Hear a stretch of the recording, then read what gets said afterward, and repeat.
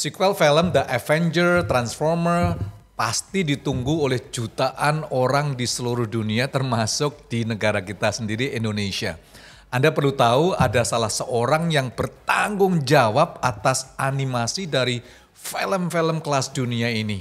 Dia adalah Roni Ghani yang akan menjadi tamu saya pada hari ini. Kita akan berbincang-bincang bagaimana cerita di balik kesuksesannya semuanya. Roni Ghani terlibat di dalam sejumlah film papan atas guys. Dari Hollywood, Avenger, Transformer, dia ambil bagian juga dalam penggarapan film-film box office lainnya. The Star Wars, Mandalorian, Avenger, Pacific Rim, Ready Player One, Transformer, Age of Extinction, Ant-Man, and ini favorit saya Aquaman. So, bersama saya Jimmy Untoro dalam satu cerita untuk Indonesia. Kita langsung ngobrol dengan Mas Roni Ghani. Mas Roni apa kabar? Baik Pak Jimmy. Sehat-sehat semuanya Mas? Sehat. Mas Roni ini keren banget ya, film-film kelas dunia rupanya Indonesia juga sudah diperhitungkan ya. Iya. Gimana Mas Roni, bisa ceritakan nggak pengalaman you menangani film-film kelas papan dunia ini? It's a teamwork ya pastinya. Oke.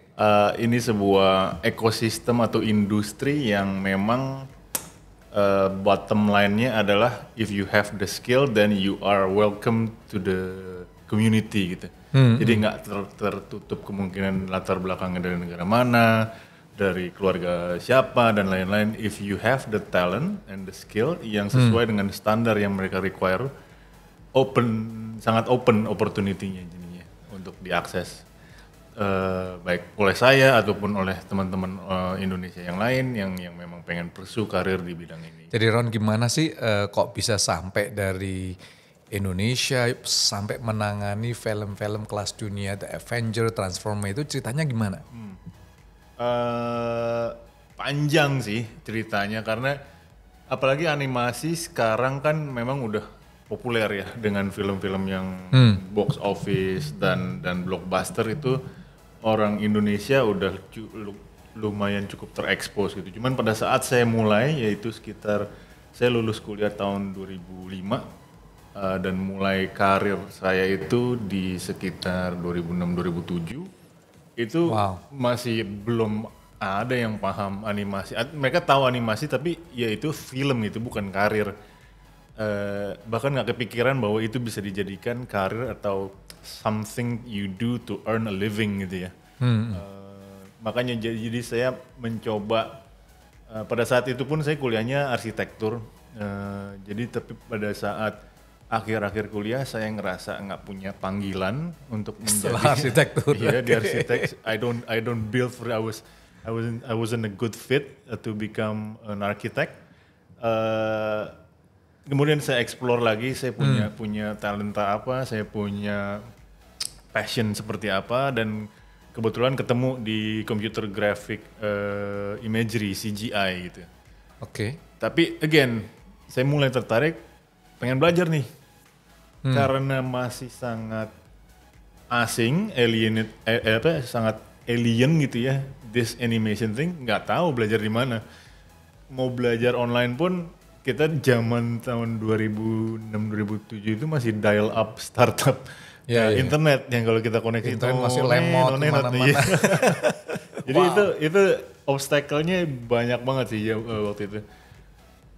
Familiarity dari industrinya nggak ada, tempat belajarnya nggak ada, sarananya untuk belajar online juga nggak ada atau sangat terbatas gitu. Tapi saya bahkan yang paling mungkin bisa relatable sama banyak orang juga pada saat itu, kalau seorang individu mau mencoba pursue karir keluarganya, orang tuanya atau sama lingkungannya. Mau jadi apa you? Iya, betul. Lu mau ngasih makan apa ke istri lu, ke diri lu sendiri, betul. Nah, itu yang paling juga socially harus kita terobos gitu. At least buat saya pada saat itu. Tapi dengan konsistensi, dengan perseverance, saya jalanin semua online. Saya belajar otodidak, bawa duit berapa 6.000 ke warnet itu bisa buat 3 jam, ya kan, browsing sambil sabar gitu ya nunggu koneksinya, beli teh botol segala macam. Tapi ya downloadnya juga kita save nggak ke cloud, nggak ke USB, kita pakai floppy disk ya kan yang masih begitu. Yep, 2000-an, tahun 2000-an ya. Kita print, kita belajar sendiri until the point where it's enough buat saya kemudian di pick up sama industri lokal di Batam waktu itu. Jadi dari arsitek lalu otodidak belajar graphic design, lalu dari graphic design sebelum ke kelas dunia Hollywood melirik, Mas Roni ke Batam. Jadi waktu itu ada satu-satunya studio animasi di Indonesia, namanya Infinite Framework Studios waktu itu, sekarang berubah jadi Infinite Studio.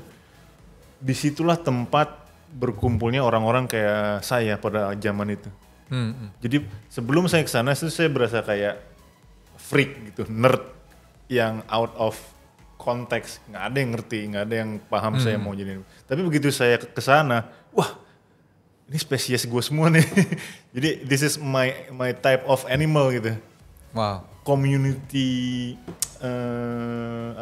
feelingnya berasa banget di situ. Bukan hanya kita kerja pasti, we're getting salary, we're getting paid, tapi kita juga dikasih fasilitas rumah bareng gitu ya, maksudnya kita tinggal di area komplek yang sama, dikasih fasilitas rumah.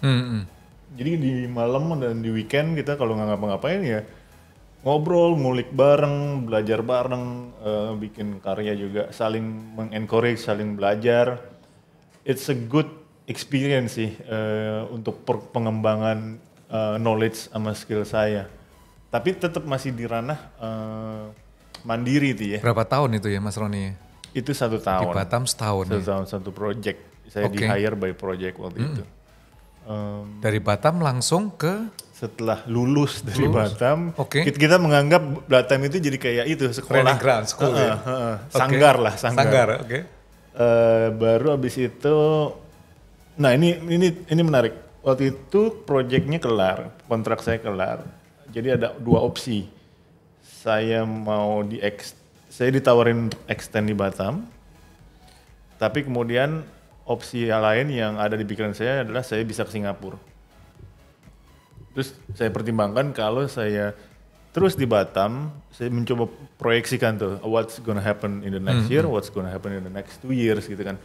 Learning curve-nya akan seperti apa, exposure of production experience akan seperti apa. Kayaknya nggak akan terlalu signifikan curve-nya, learning curve-nya. Jadi saya putusin udah deh nekat aja ke Singapura. Jadi waktu itu memang kebetulan juga ini menarik juga sih. Semua timeline saya itu benar-benar kayak ada somehow yang kebetulan memang lagi terjadi gitu. Jadi waktu saya mau mulai masuk animasi, kebetulan ada satu studio di Batam itu.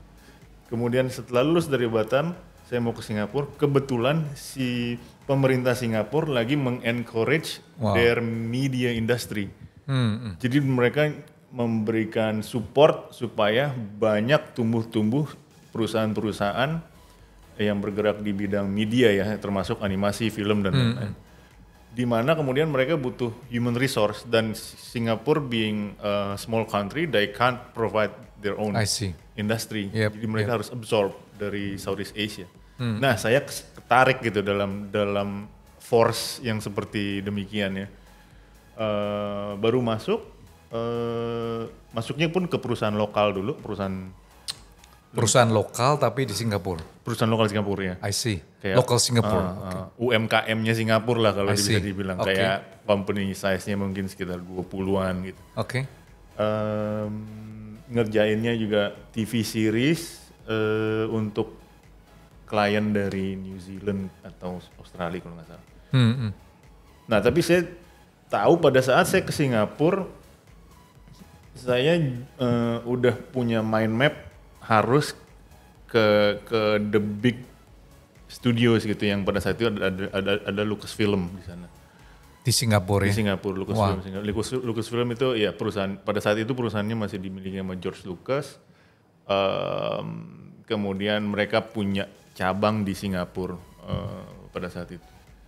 Jadi saya mikir saya masuk Singapura dulu, baru kemudian saya buka jalur ke Lucasfilm. Dan itulah yang, nah itu juga kebetulan lagi tuh.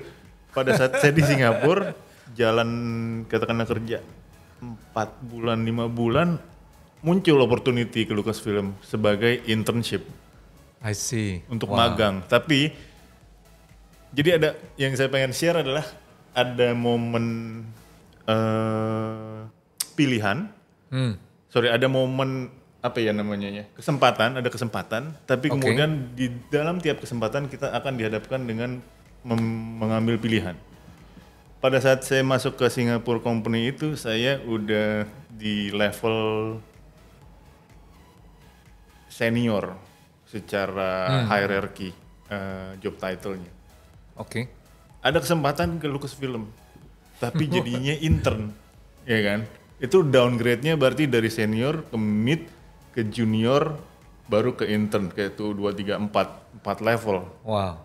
Pay grade-nya juga jatuh. Jadi kalau orang mau berjuang untuk mencapai mimpi kesuksesan, selalu ada kebetulannya. Pasti harus ada kesempatannya, langsung buat pilihan dan bayar harga ya. Lalu ceritanya gimana Mas Roni dari semua proses bekerja di perusahaan di Singapura bisa jump ke Hollywood?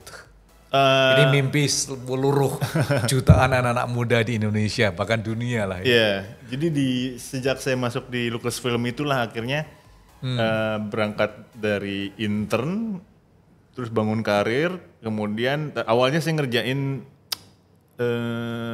Clone Wars, TV seriesnya Star Wars. Itu satu departemen atau satu perusahaan gitu. Nah, sister company-nya di payung Lucasfilm itu adalah perusahaan yang memang mengerjakan visual effects untuk live action big live action film. Jadi pada saat itu saya Excel, kemudian akhirnya muncul kesempatan saya minta transfer dan saya lupa saya minta atau saya ditawarin transfer. Tapi ya ada prosesnya di mana kemudian saya harus ngelakuin tes lagi. Padahal buat pindah dalam internal tuh ya, tapi saya harus ngelakuin tes. Saya jalanin tesnya, terus agak turun lagi tuh. Kemudian dari junior lagi, tapi naik lagi. Jadi seorang Indonesia, Roni Ghani, gimana pengalaman yang unik ya. Nanti bisa kita lihat cerita-cerita dan animasi yang dibuat oleh Mas Roni sendiri, baik itu Transformer, Aquaman. Terakhir ditayangkan di Disney Plus itu The Mandalorian itu ya, Star Wars. Gimana sih seorang Indonesia mempunyai imajinasi untuk menayangkan sebuah animasi ke seluruh dunia dalam film-film yang ditunggu jutaan pemirsa penonton. Bisa ceritakan nggak Mas Roni pengalaman Anda supaya teman-teman di Satu Cerita untuk Indonesia ini bisa punya inspirasi dan semangat seperti Anda ini? Menariknya adalah saat kita udah masuk ke dalam ekosistemnya atau environmentnya, mereka punya sistem di mana kemudian kita akan terikut sertakan dalam sistem itu. Jadi sistem kreativitas, sistem produktivitas, sistem manajerial gitu. Nah, itu tinggal gimana kita mau apa enggak untuk ikutin dan mengembrace keikutsertaan dalam proses itu sih. Jadi kayak kalau dalam kreativitas kita selalu diminta atau workflow-nya atau SOP-nya adalah sebelum menjalankan sebuah task itu kita harus research. Jadi meskipun ini bidang yang sangat art atau kreatif, the thing about animation is atau film atau visual effect is we are mimicking realism. Kita menghadirkan ilusi reality gitu. Jadi kita pada saat kita lihat di screen, you name it, Ant-Man, Hulk, segala macam itu kan digital. Tapi kemudian kita percaya bahwa Hulk itu hidup dan bedanya karakteristik kulitnya si Hulk sama armornya Iron Man, kita hanya dengan visual bisa membedakan Iron Man tuh armornya metal gitu. Kalau si Hulk flesh, daging gitu. Nah itu yang kemudian kita harus observe apa karakteristik visual yang ada di dunia nyata, kemudian kita mimik atau kita kasih ilusinya ke karya kita. Itu proses kreatifnya. Kalau proses productionnya ya teamwork. Kebanyakan artis atau senimannya pemula itu, apalagi ini kreatif ya, egonya sangat Tinggi, besar, besar gede. dan sangat fragile gitu. Iya. Jadi kalau begitu ada momen di mana dikasih kritik, gampang tergesek gitu loh egonya. Nah, that won't apply, that is not valid in the industry gitu. Ini sebuah teamwork di mana semua opini valid selama sifatnya membuat karyanya lebih progres, lebih baik, lebih make sense gitu loh. Nggak ada bener, nggak ada salah di sini soalnya. Mas Roni, saya percaya teman-teman ini udah nggak sabar sambil kita nanti ngobrol panjang lebar lagi ya. Yuk saya ingin ajak untuk kita langsung saja lihat karya-karya dari ciptaan Mas Roni dalam animasi kelas level Hollywood guys.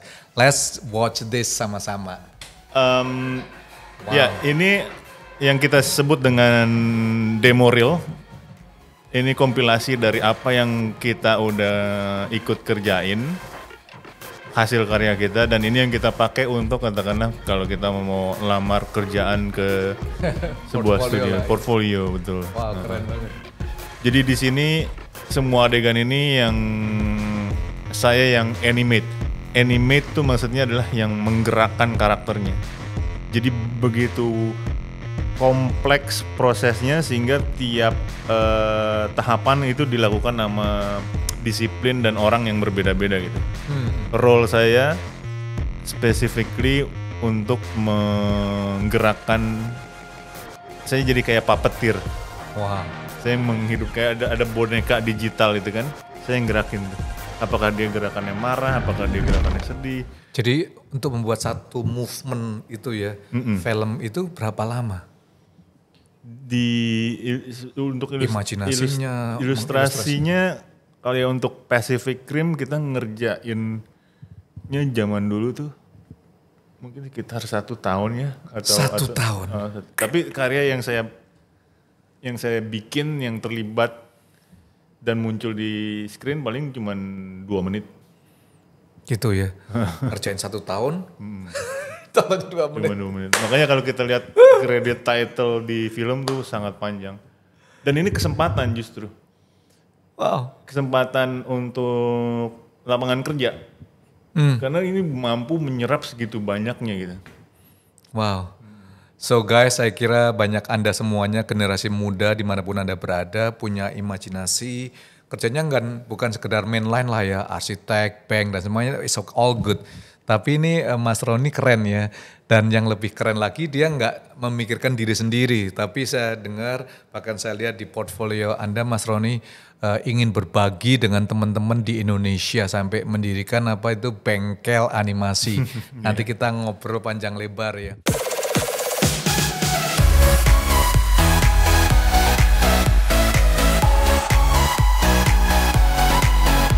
So guys, thank you banget untuk waktu yang telah diberikan. Terima kasih telah nonton video ini. Jangan lupa untuk like, comment, share, dan juga nyalakan lonceng notifikasi Anda untuk program-program yang akan datang. Satu cerita untuk Indonesia.